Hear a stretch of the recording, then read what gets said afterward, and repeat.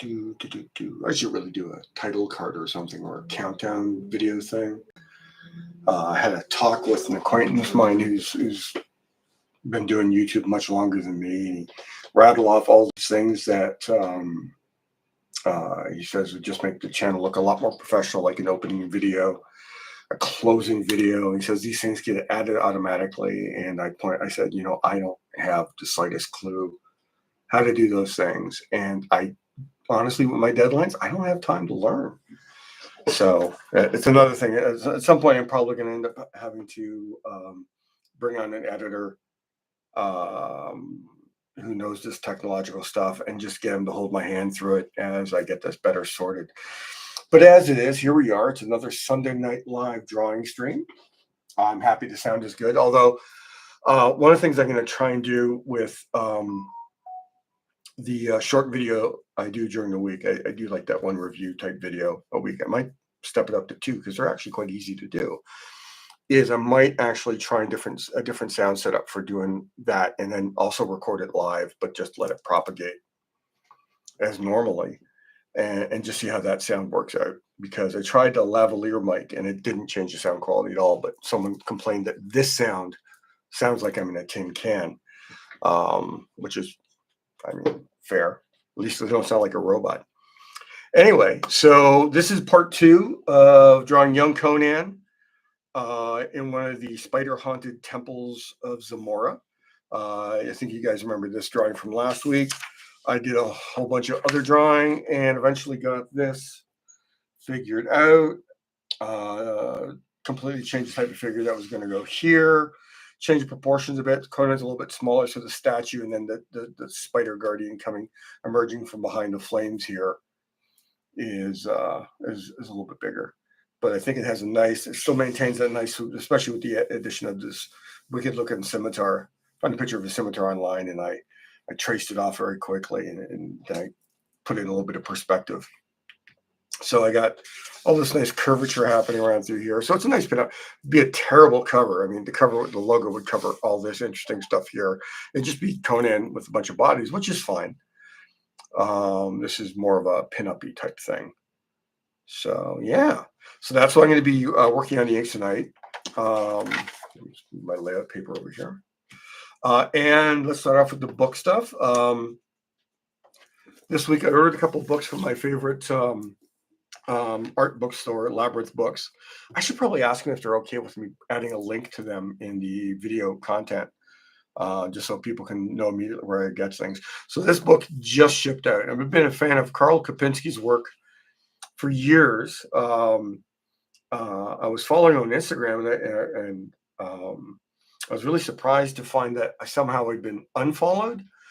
I don't know if you noticed this, but apparently this happens to a lot of other people too, is that you can be following someone. If they don't show up in your algorithm for a while, it might be that something happened in Instagram and you're automatically unfollowed from a bunch of people.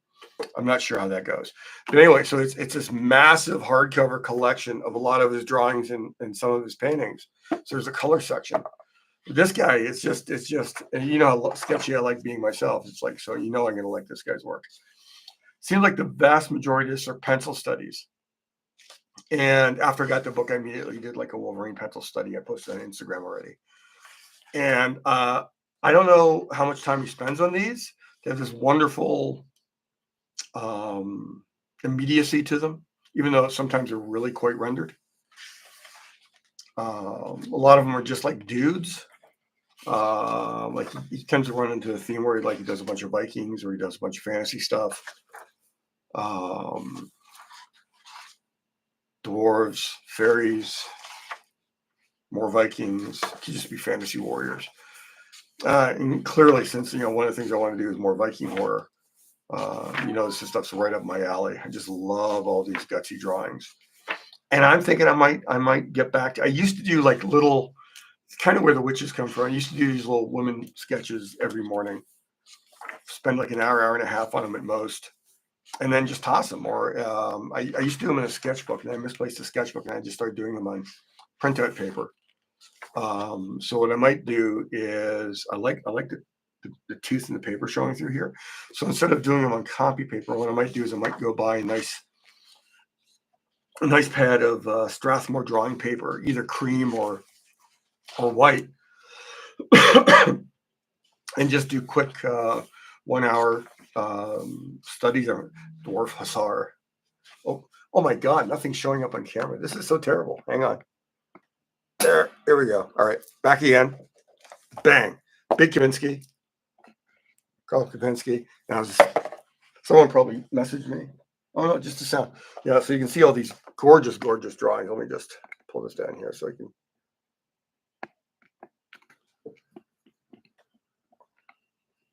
Get them to fit in better. There we go. That's a lot better. Wow, so I just spent like 5 minutes showing people what the top corner of this page. So just beautiful, beautiful drawings. I should have looked up and checked to see what I was doing. I ran some errands today and been running behind ever since. I even turns out I forgot to post the link for the session like back in the week. I didn't click the finish part of it to make it go live. Just beautiful, beautiful drawings. So yeah, so what I'm thinking about is picking up some nicer paper and just doing a nice sketch, more for myself, but also, in social media, you need, I hate to say it, you got to constantly be putting content out.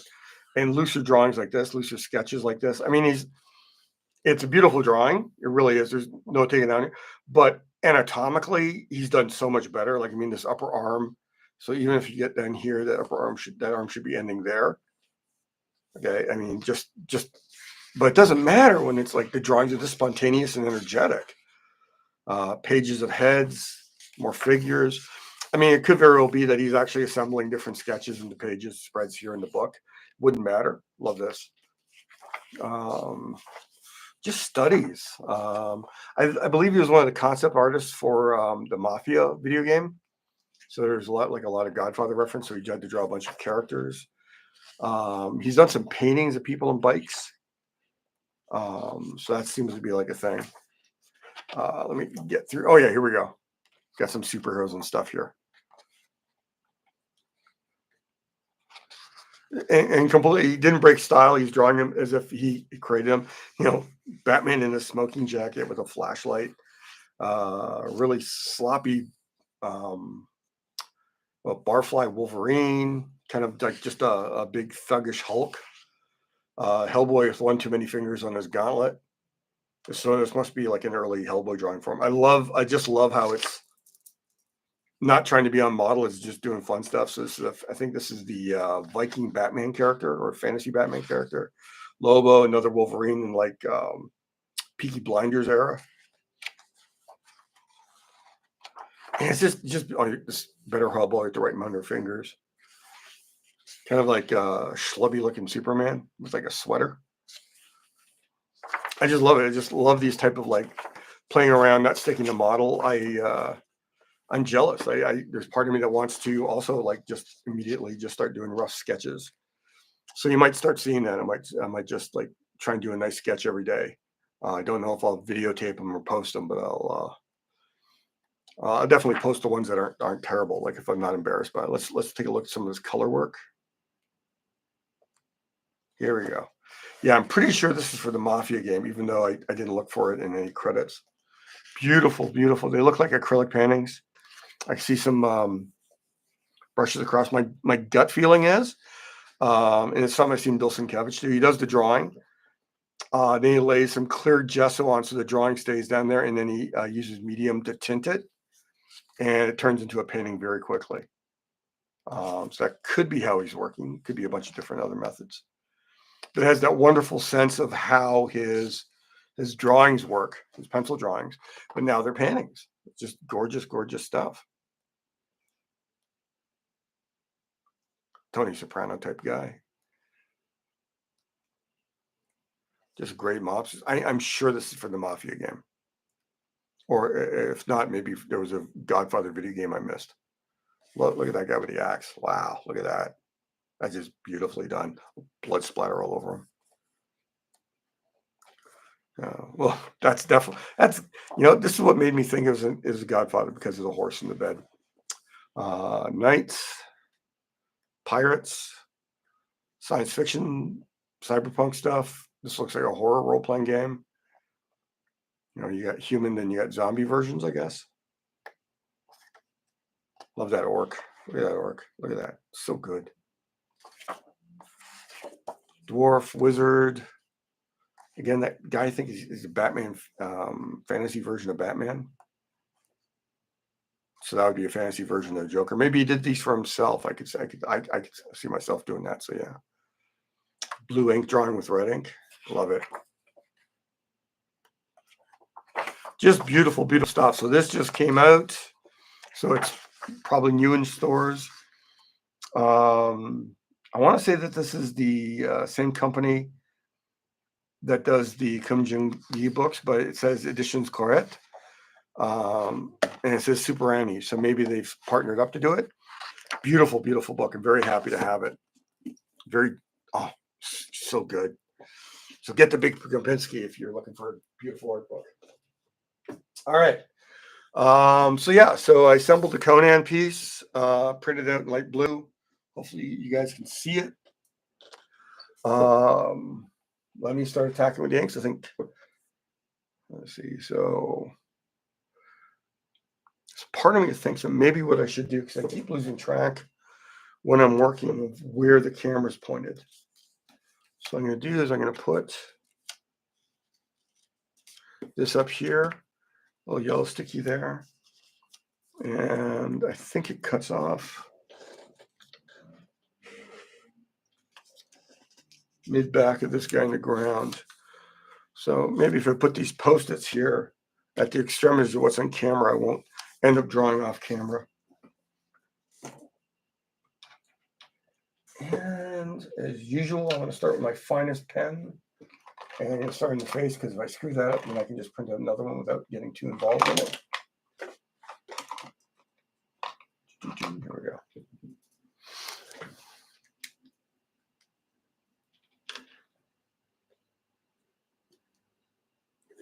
It's great having a little bit of scrap paper up here, as I can get rid of any ink blobs built up on the nib, so there won't be any blobs on the art.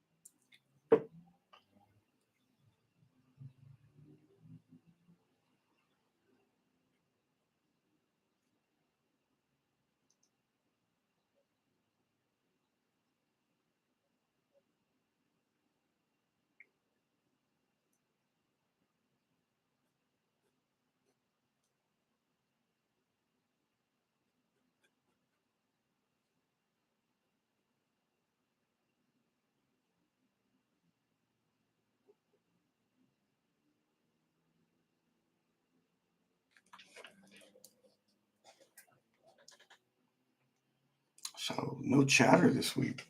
I guess everyone's up in Canada. It's a long weekend here, so we're halfway through a holiday weekend, or most of the way through, two thirds through. Math, man.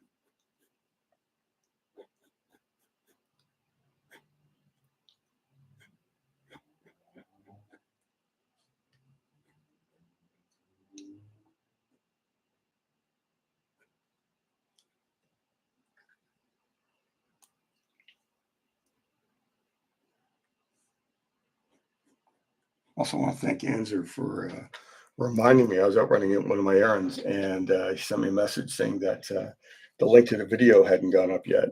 And I was sure I put it up on like Wednesday, because all it was just a photograph of the sketch that I had worked on last week.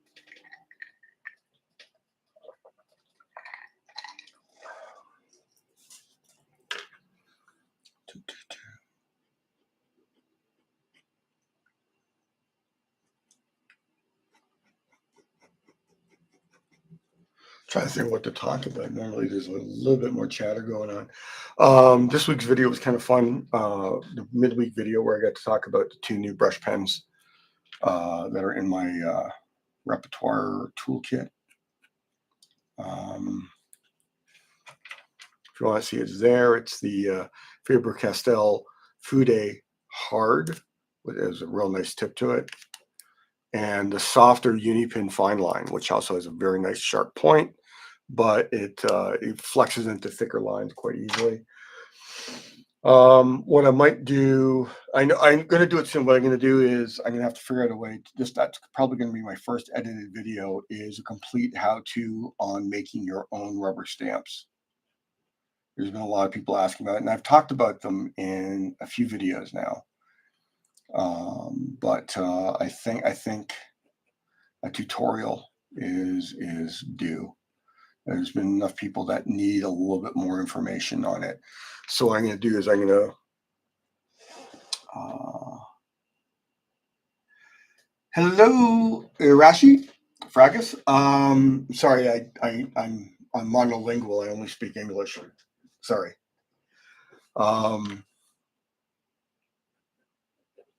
So I probably will be going through the whole step by step, creating the screen, how I set it up for the company that makes the rubber stamps, and all of that, and like how it turns out and how I use them, like the whole 9 yards, as it were.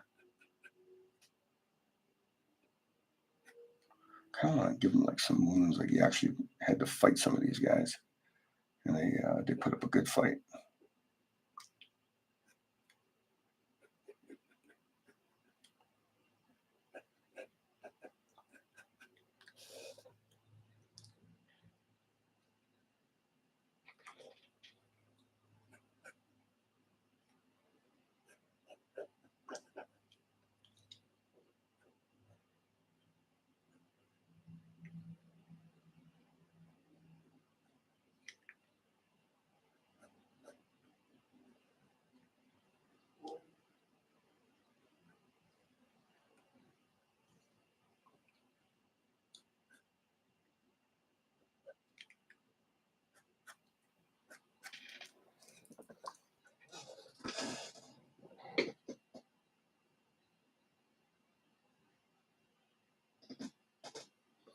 Yeah, there's a lot of, I think Faber-Castell is a German company.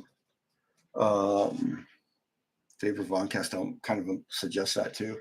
There's a lot of their products that I've seen other artists use, but they don't seem to get into the art stores I go to. So it might be like a European thing.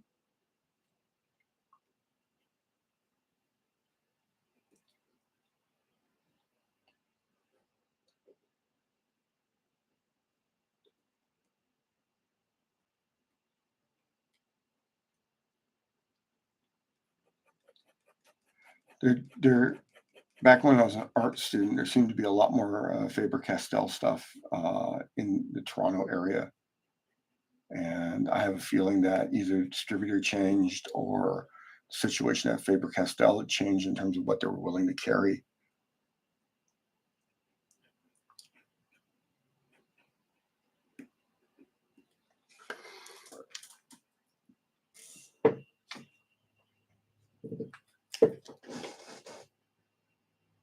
Wonder pens.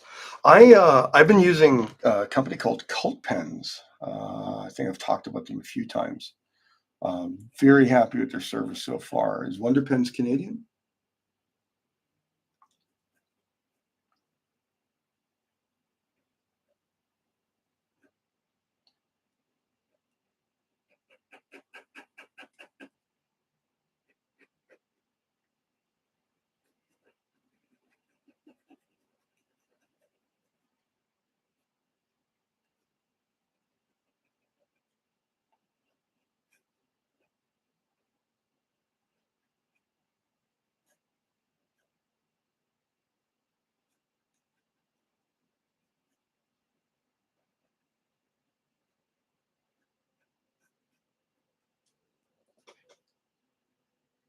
I got a website too. You know what? Before I forget, I'm actually gonna load them up on my desktop so I can check it out right after I'm done tonight.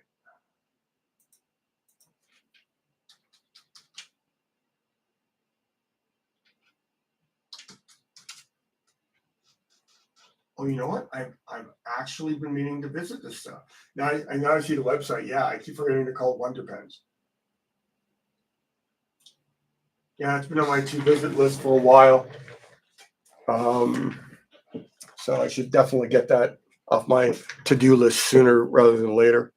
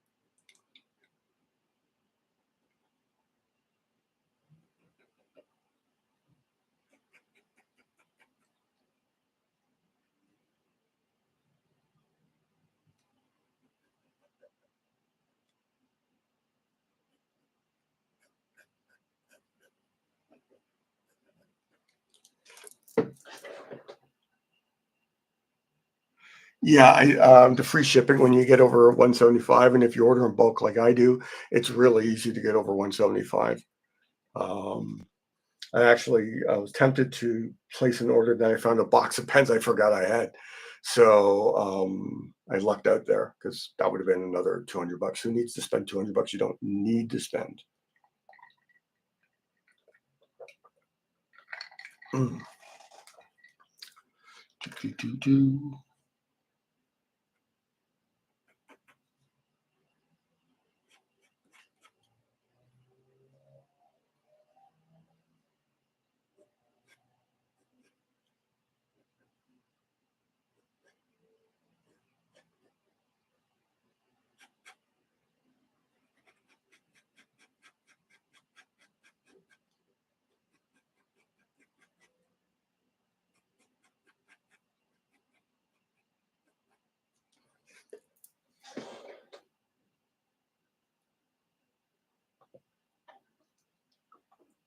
Well, that sounds good. I went through a phase of like really checking out some different fountain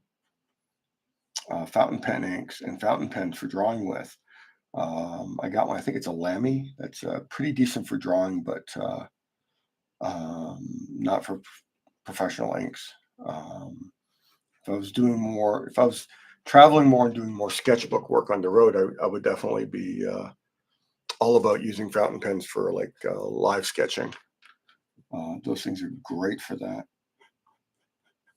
That's actually where I ended up falling in love with liquid ink pens. There was Pentel had a line of disposable fountain pens called VTech, I think, VTech 5. And I would draw on my sketchbooks with that, and they were great. And then they were harder and harder to find. And I ended up buying an actual fountain pen, which I lost immediately on a GO train. I think I lent it to, I barely remember. It's like the way when I used to teach in the city, I traveled so much. And I think I lent it to someone so they could write down some information, and they didn't give it back. And there you go, $90 fountain pen. And then at that point, I went, yeah, do I really need an expensive fountain pen? And that's when I decided I did buy another fountain pen for drawing, but I leaned into disposable pens, and then I discovered the Pentel. I should have some of them. I don't really use them anymore, but because of the way I buy everything in box loads, I still have some of them, and they're fine, but they're very they reactivated with water very easily. Until it's been a while since I'm not finding them that easily. I know I have some in my studio. I seem to be some on hand. No, oh, here it is. Here's one. There's one.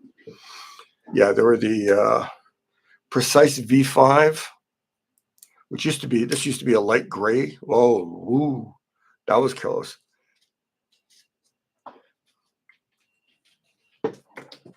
Been sitting upside down and waiting to be used for so long. It's literally flooded the tip. Shouldn't be doing this over my artwork. This is stupid of me. But yeah, so these were my go-to sketch pens for a while after I wasn't able to find the fountain pen.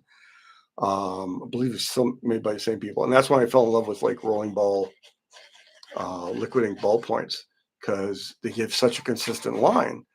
Problem is, you wet this, they immediately start,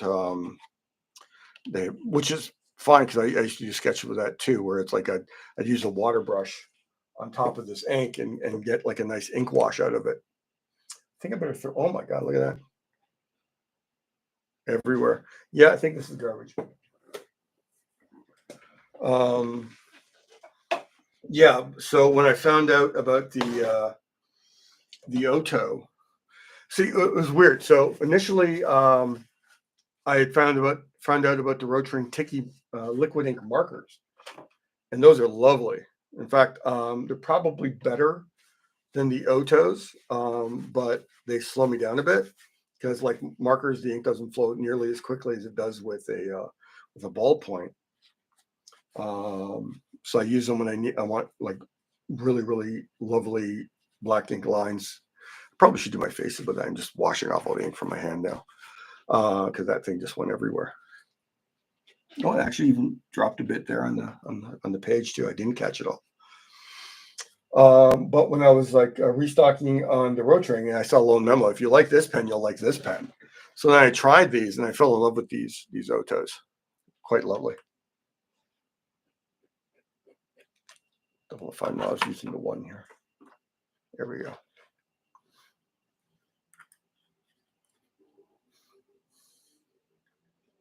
I think before the Rotring Tickies, I was using the, I want to say VTech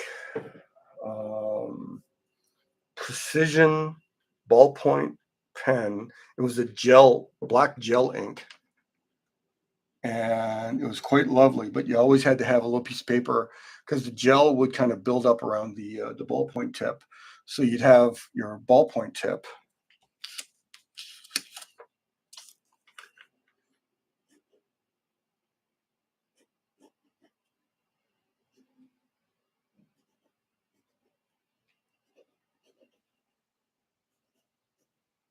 So you have your ballpoint sitting here, and the idea is that the ink gets onto the surface of the ball and then it comes out.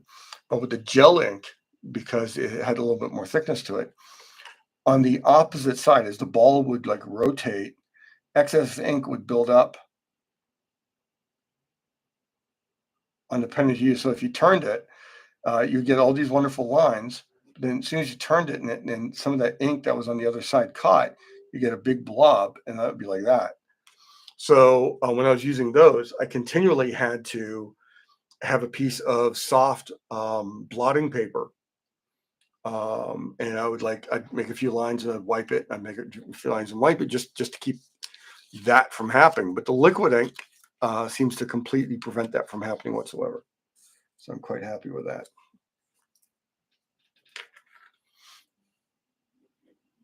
Hopefully that wasn't too much of deviation as I doodle away on Conan here.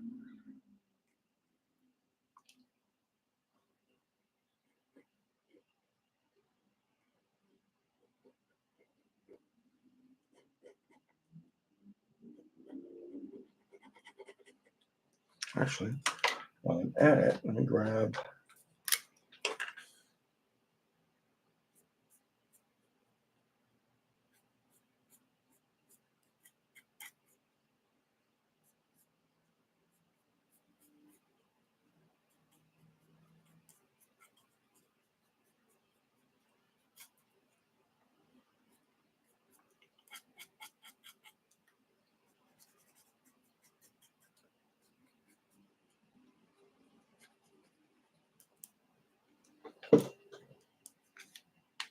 Yeah, gel is terrible. Yeah.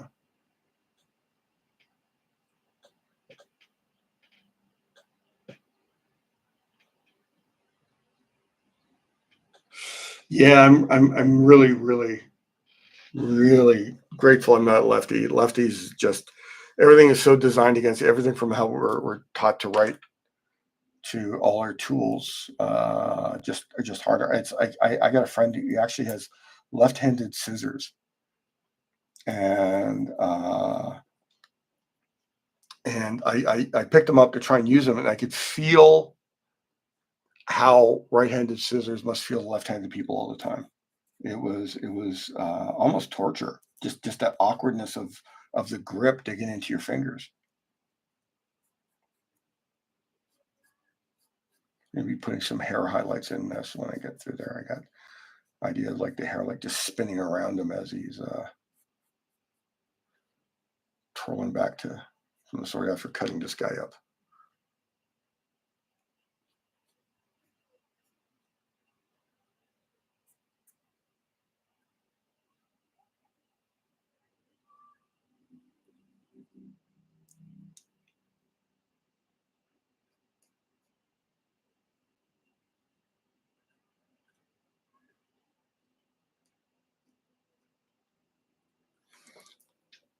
So this is very likely because of all the stuff, and I'm probably just going to go till around 8:15, 8:20 ish thereabouts, just enough to get this guy done, and I'll finish it over the weekend, and I'll post it midweek, or maybe hold off to it, show it to my Patreon guys and you guys, and post it next Monday.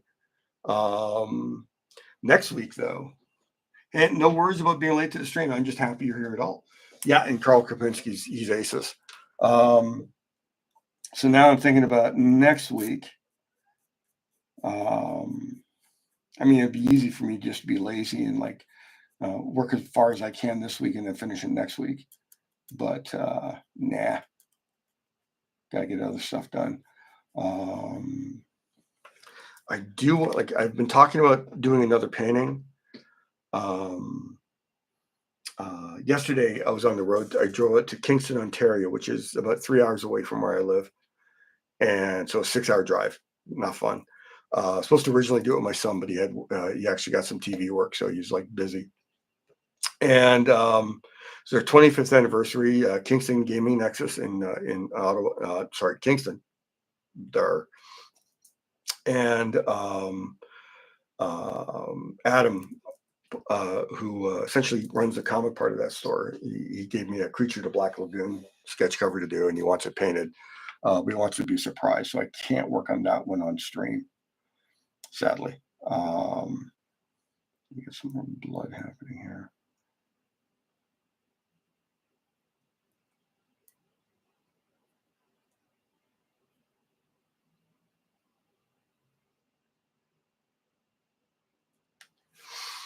But yeah, like I've been talking about on Patreon about, I think the latest idea I had was the Inglorious Bastards, Christoph Waltz, Brad Pitt, all those great actors. That would be fun. Um, but then seeing the Kapinski book, it'd be kind of interesting to take like some figures and just turn some pencil drawings into a painting. I'm on the fence. I just know I want to do some more painting before I jump into oils later this summer. Part of the reason I want to hold off on oils until the summer is so I can like actually, have all the windows open and or even just let the work sit outside and get a little bit of sun burning in terms of like drying up.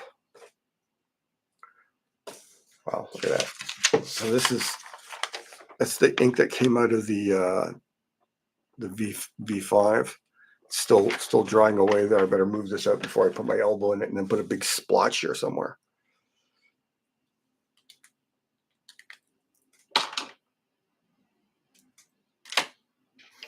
The other thing is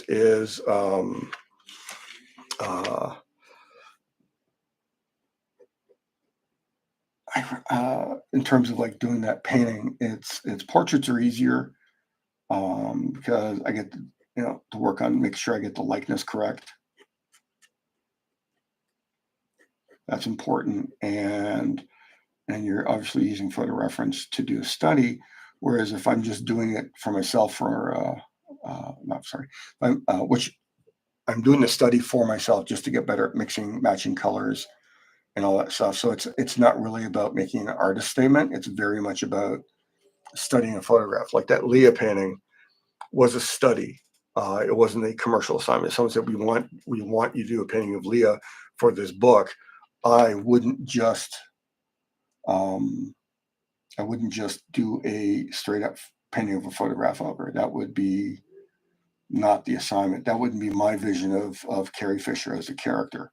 It would just be, to my mind, at that point, then it would becoming lazy. Um, so these things are studies to make myself a better painter. Hopefully that makes sense. And wow, old guy still doing studies. Yes, I think the moment you stop doing studies to make yourself a better painter or artist is the moment you stop actually trying.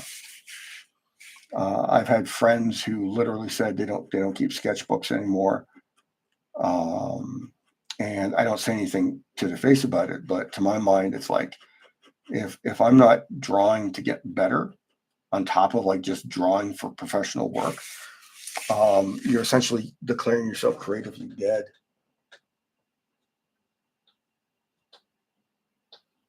Thanks so much. Yeah, it's fun. I love drawing arms. I think the first time I really saw mastery in arm construction was Buscema, and the first time I noticed it was this. I'm sure it's a Submariner drawing in How to Draw Comics the Marvel Way,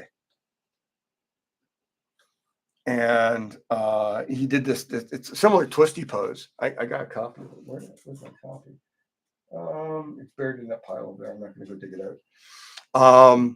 And he did the similar thing with the arms coming back, and you see the change in directions on the inside of the arm when the triceps is flexing and bent, and then the biceps is slightly stretched here in the forearm. Oh my God. I looked at that and I went, how did he know? How did he know? And then, then you study your Bridgman, you study your Loomis and all that stuff. And eventually you start figuring it out yourself. And you realize you're still dancing in the shadow of Big John. But, that's how you learn.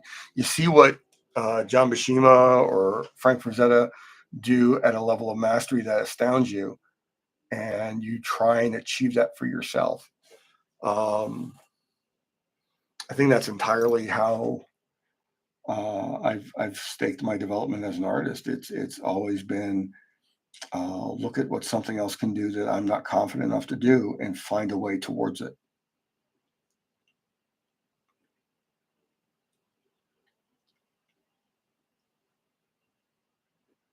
And it's like I think the decision to stop trying to get better is a fear of failure.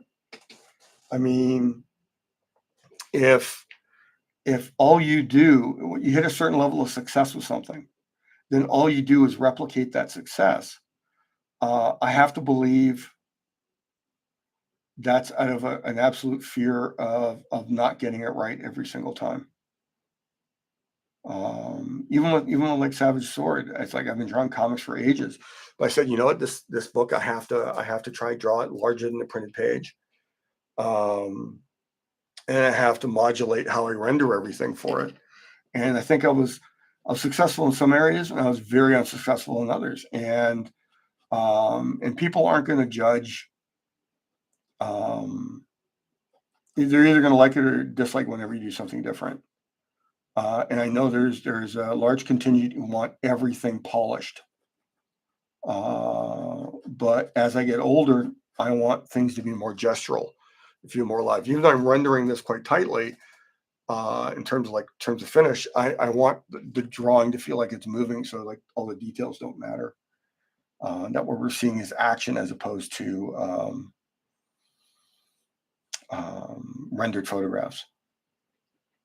So like I will use I should bring that up too. I will happily use photo reference,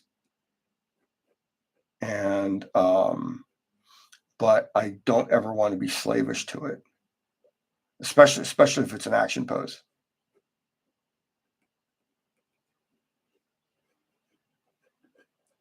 I want slight goofs in proportion. I want some exaggerations. Nice cut here across his midsection. I figure, he's young. He's not as good as he was being an adult warrior. So you have like a lot more superficial wounds as he just isn't quite fast enough or smart enough to get out of the way of certain weapons.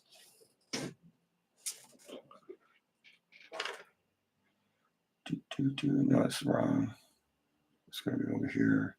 It's going to be over here. It's going to be over here. All right, cool.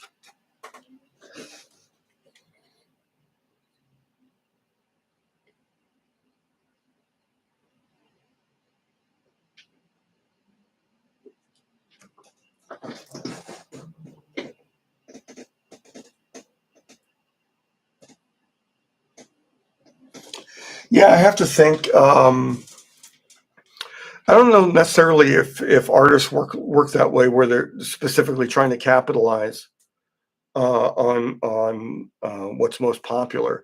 I believe there's a certain amount of that, but I think what's far more likely is younger artists are more heavily influenced by what was popular as they were learning to do it. Like when I was a kid, there's apparently a ton of John Mishima and John Burns coming up. Um, and so they got work. So the new artists all look like they were studying John Mishima and John Byrne, and that includes Jim Lee. Jim Lee came up as a John Byrne clone. You look at his figure construction; It's very much John Byrne's figure construction. But when Jim Lee becomes the most popular comic artist, you have a whole bunch of artists who are studying him, not understanding that they're inheriting the DNA from John Byrne, who inherited his DNA from like Bernie Wrightson and other artists. Then you have the Jim Lee clones, and and and Travis Charest, who was very much a Jim Lee clone when he started, now has this incredibly different style. I've seen some people try and do Travis's style, then they realize they'll never be able to pay their bills by taking 6 months to draw a page. Um, and so I have to think that um, the leading artistic influence amongst contemporary younger artists is going to be manga and perhaps anime. And that's going to infuse how they draw because they're always going to be trying to draw what they think looks cool. And what looks cool is generally, I mean, it's like when I was a kid, John Buscema looked cool, Frank Frazetta looked cool, and that put me a little out of step with a lot of art styles at the time. Because it was already moving past John Byrne. It was like more people were trying to do Paul Smith and John Romita Jr. And to an extent, what was coming up very quickly at that point was Todd McFarlane. You had all those people doing that, and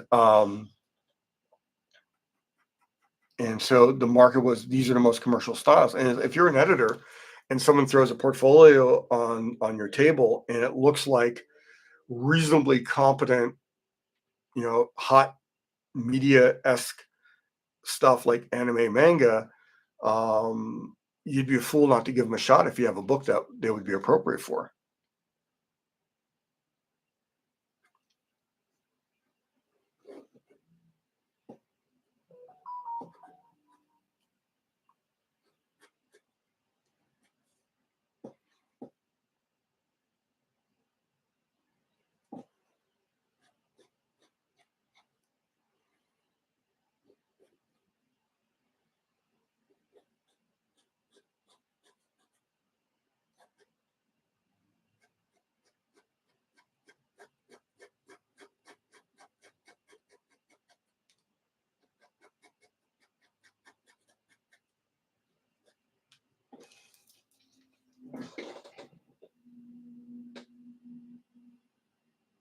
Thanks so much, Joshua.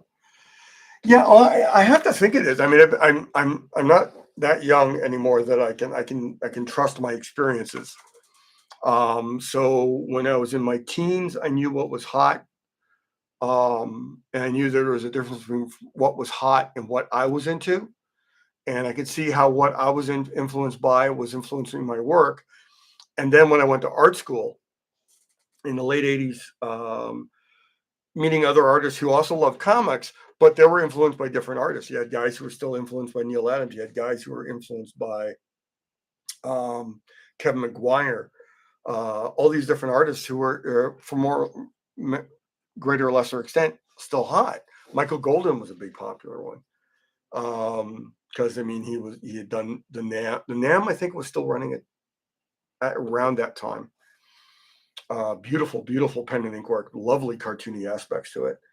And McFarlane was coming up around that time, and I could see people wanting looking at McFarlane and go, "Oh my God, look what he's doing! We have to emulate that because that's what they're looking for." And there is that aspect of like commercially looking for your work by doing that. I mean, looking at what the hottest artists out there are doing at the time is going to be a easier path to success. Um, that said, I think it was really interesting the way that we had almost a mini Alex Toth boom a few years ago, where all these artists suddenly were getting all this work, and their work was clearly heavily influenced by Alex Toth, who I don't think you could ever say had been setting the comic sales charts on fire, but he's always been an artist's favorite. And it seemed to be that part of what went hand in hand with being an Alex Toth clone or heavily influenced by Alex Toth was that you were able to draw really, really fast because you were drawing very little. And as soon as you add a little bit of cartooning to it, where you're ditching some of Toth's insane level of precision and how he drew everything, despite how simplified everything was. I think you were very good at deadlines if that was your path. I know that when I simplify things down tremendously, my work speeds up.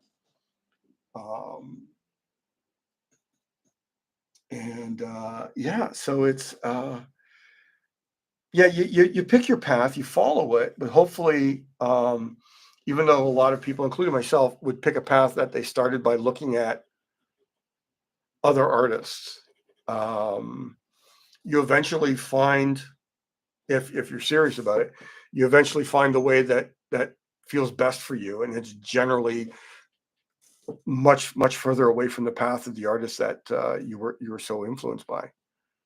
So I'm going to shadow here.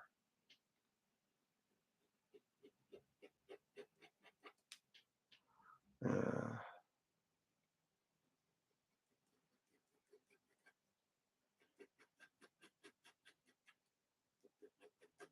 get that hip in there. Because I want this fire is going to be the lightest point, I think, of the piece.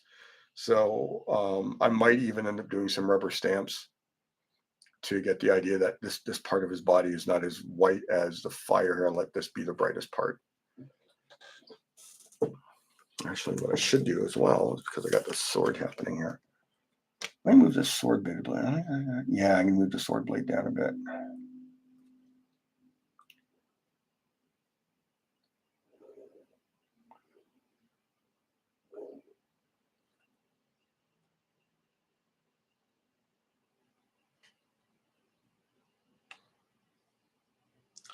So these cheaper ellipse templates, they're stamped out, I think. So if you can see it, you can see that the edge is rough.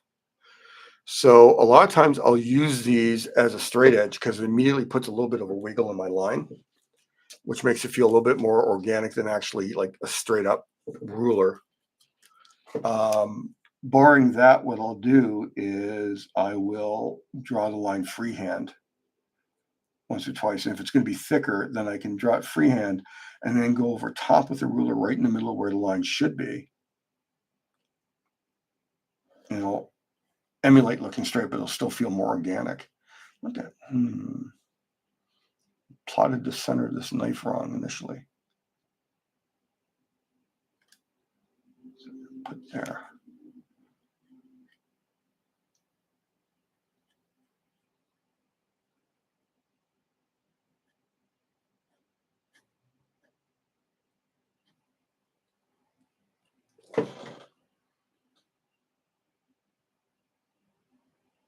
Well, thank you so much, Michael. One of the things I want to do is, in addition to like short video of the week, talking about materials like pens and paints and whatever I'm using, I want to do things like books that you should have in your collection if you're learning.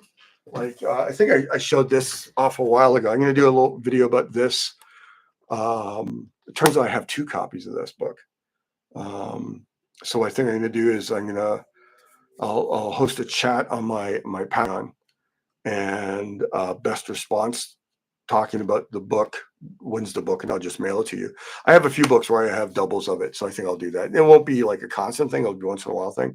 But I have 2 copies of this book, and it's a great book. So I'll probably do a little video that reviews a book. It might be this. Even though I talked about some of these books on stream, just doing shorter videos about books I think people should have. This is a great book. I've talked about the John Hamm book. I think nice little short video saying why I think this book should be in your collection, at what point you should be using it. The smaller bites of information, I think will do a lot of good for some people. And hopefully people find it of use.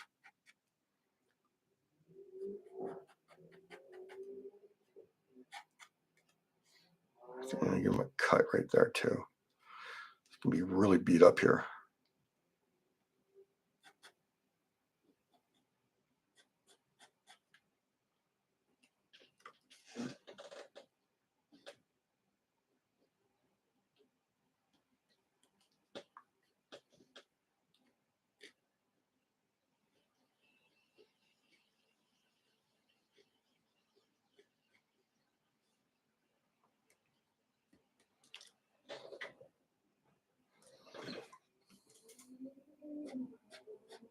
Okay,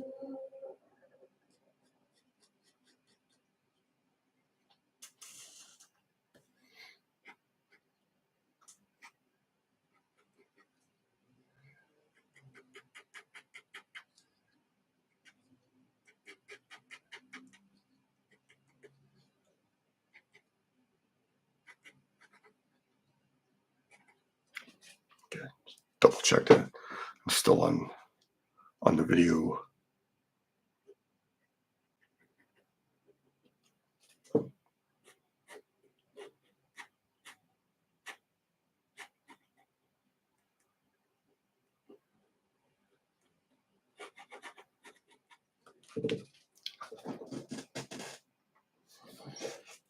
And on top of that, like in terms of like additional informational content, if you have things you guys would like me to talk about, want me to demonstrate quickly, ask away, because it's not like I can ever finish like a big piece like this in stream, like a complicated. I could do like that Frankenstein piece I did a little while ago.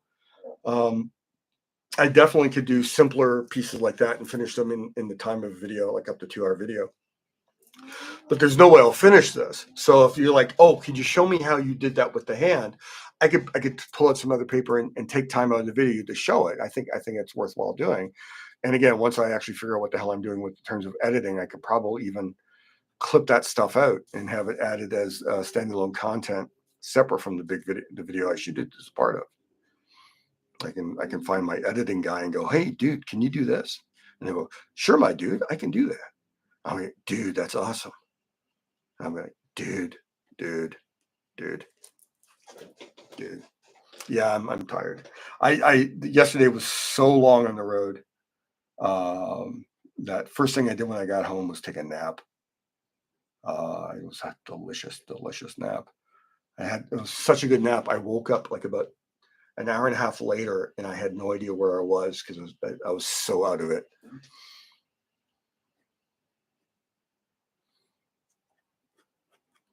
Gotta say, the older I get, the more I regret the childhood me not understanding that naps are the best time of the day.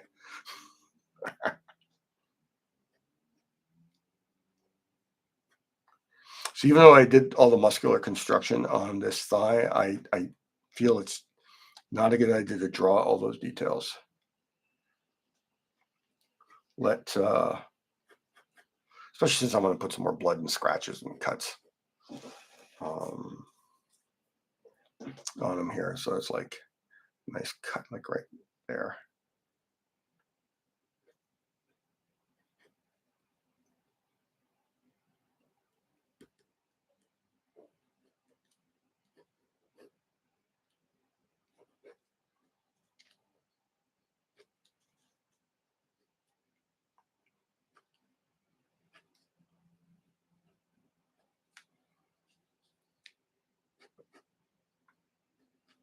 I think it was Andrew who said he was upset that the initial figure I designed here was blocking that leg. And so I'm sitting here, I'm going, oh, this figure's kind of weird. Well, you know what? Andrew wanted that foot in there. I think I have to leave that foot in there. So if you're wondering, how people have an effect on the stream, that's part of it.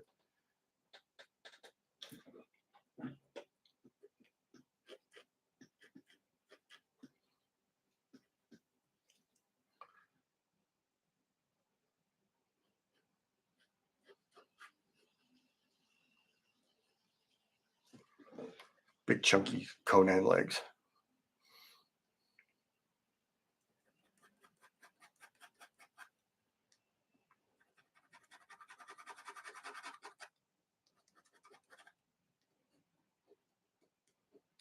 Now, some of these lines of blood would be like as he's moving and fighting, as Conan would. He wouldn't just stand still and fight. Some of these are going to be blood splatters from the people he's killing, like getting covered by their blood.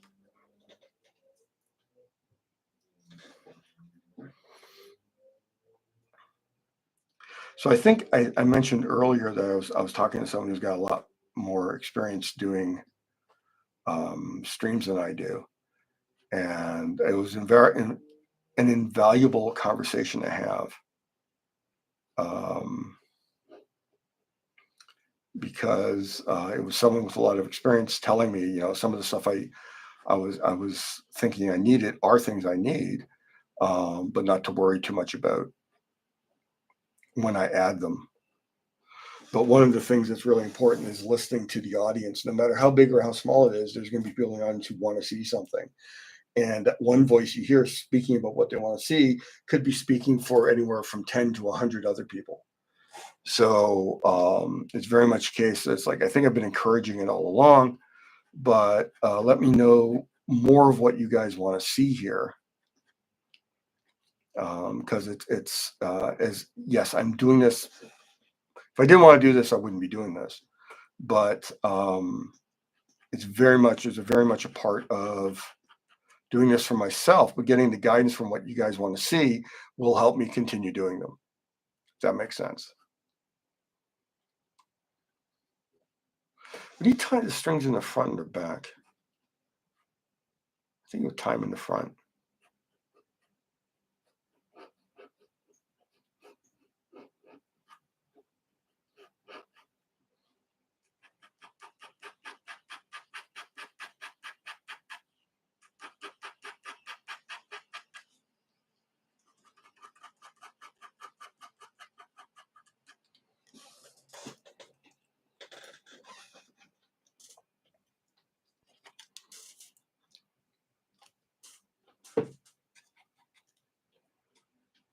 So I don't want to completely overwork this Conan because I think I mentioned before what's going to happen is we have all these flames here.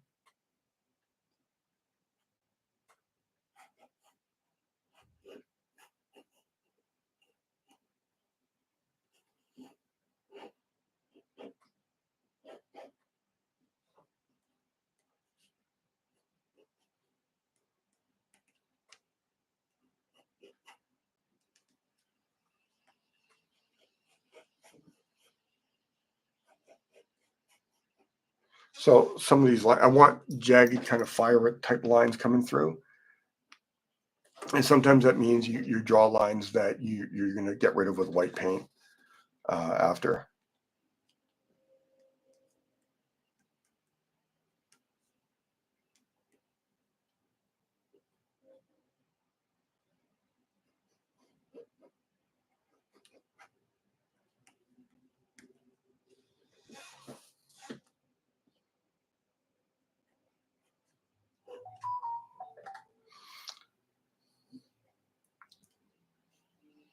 So that's going to make a kind of like a layer of smoke coming across here, which is going to obfuscate some of the details. A lot of the details in the spider goddess's hands here are going to be rendered very loosely, probably with lines moving across like this in terms of smoke to give it a kind of a hazy background, which also will help the Conan figure move forward.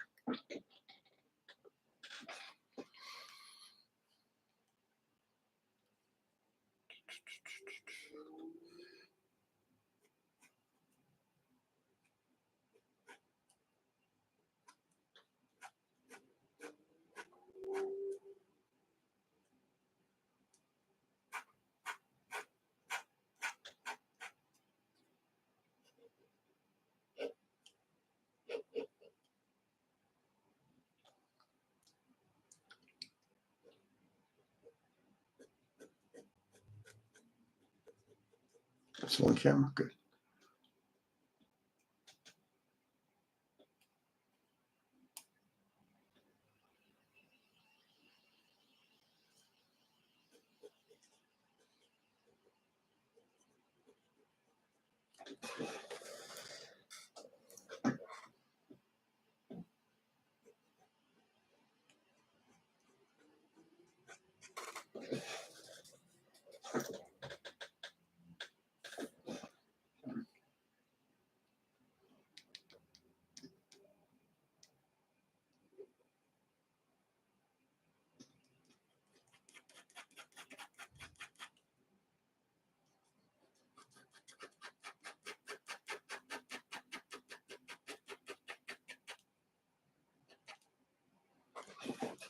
I'll also do this. There's a bit of a trick. I originally got these mainly as quick masks for when I was rubber stamping, But I immediately found, as soon as I started using them for that, I went, oh, you know what? I can use them as a quick mask for anything. So if I'm doing smoke coming off here, I'm actually going to let that line bleed into that part of the body. I'm going to use a bit of white paint to break that later. But now I got that. The line's kind of broken a bit.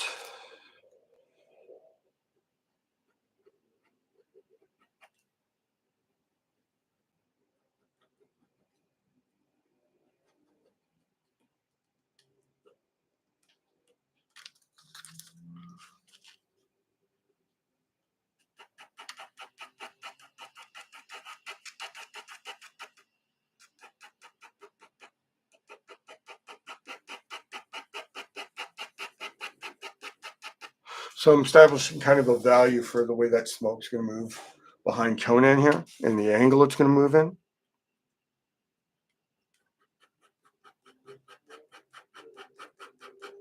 Knowing full well I'm going to be going back in with white paint, additional black ink to do all sorts of special effects to make certain things are going back and forth in space. Like some things are receding, some things are advancing.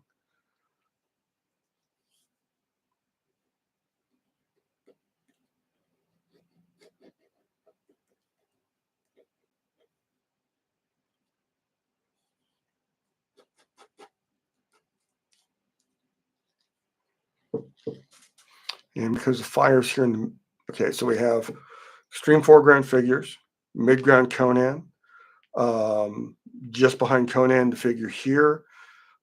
Behind the figure, we have the statue with the goddess and the pedestal. Behind that, we have the brazier spilling oil everywhere. So there should be as much smoke coming from behind the statue as coming in front of it. So I have to be mindful of that. So here's the side edge of the pillar coming down behind Conan's sword, down towards the face of that guy. So I'm going to have more smoke, probably of darker value behind the statue. So I want to be cognizant of that as I render. This could all have been done in super tight pencils, but then I'd be drawing everything twice in full detail. I really only want to draw everything once with the inks. But this will allow me to, seeing this, it's going like that. This will be more of a crosshatch. We're going more vertical, and probably not with a dying #1 pen. So I just want those values to play back and forth to continue to establish that there's a level of depth going on here. Okay, so I was talking a bit about earlier about doing a painting. So yeah, I think next week I am going to do some sort of painting. Because we're coming up on like 10 after 8, and I think I'm going to wrap this. So I've got most of the figures sorted out. I mean, just some rendering here in the leg.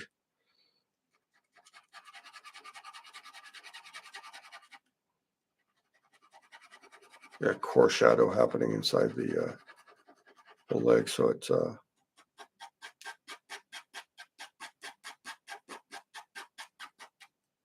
reads properly.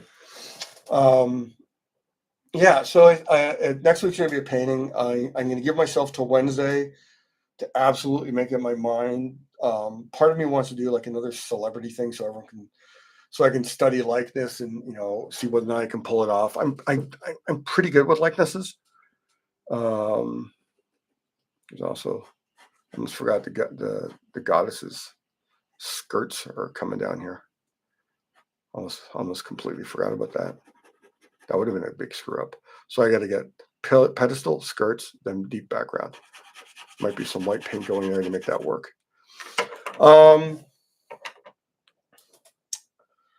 There's also part of me that kind of says, why don't I like do a week of like these figure sketches, like the Kapinski thing, like that Wolverine I did, and then maybe next Sunday just take one of them and turn them into a painting, and with like a nice little 9 by 12 piece. I can probably do that in one stream, so that would actually be a pretty quick stream for a change, or even just turn like one of those studies into a pen and ink piece. Yeah, I really want to do some more painting. I'm conflicted. Is it obvious I'm conflicted? I'm conflicted.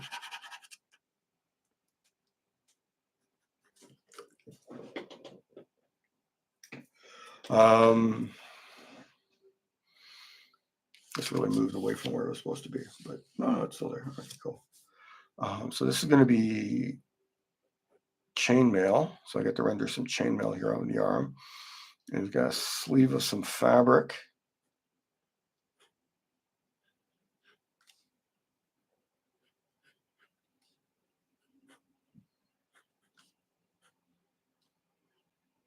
I've got some gauntlets wrapped over, I think, fur, like a fur texture, and then do like leather bands. And then his hand is there on the ground. And then over top of this, they have like a heavy kind of leathern hauberk type thing.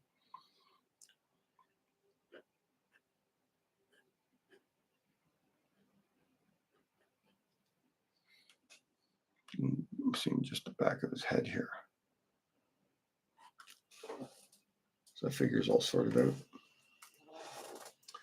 Yeah, so thanks so much, Jim. You're coming in just at the end here. So yeah, so look forward to at least one short video during the week. I might just do a video on the different types of white paint I use. Like I'll pre-slash out some black ink and paint on some board, and then show the different types of white paint I use. I've been meaning to do that for a bit. I might do a book review. If I have the time, I'll actually give a good talk, dedicated little video on the book. And then next Sunday, it'll be right after my alt cover for Conan 11 ships. That's this week. So if you'd seen my cover and you liked it, that's when you can buy it. The pen and ink is very different from the color. I drew a bunch of stuff in the background, knowing full well I was going to overcolor it so the logo would work. So I wanted to make something that looked good in someone's wall if they buy it. Yeah. So if you like what I do, please give the video a like. Please subscribe if you haven't already. If you have any ideas for what you want me to see me talking about or whatever, please leave a comment. You can, if you want to support me more directly, I have a $1 a month Patreon, Richard Pace Patreon. I believe the link's under the video. And you can also find my work regularly posting on Instagram under Richard Pace. Pretty easy to find me. So until next week at 7 p.m., I hope all of you have a fabulous, fabulous time. And take care. Hope to see you in that 1 week. Night, people.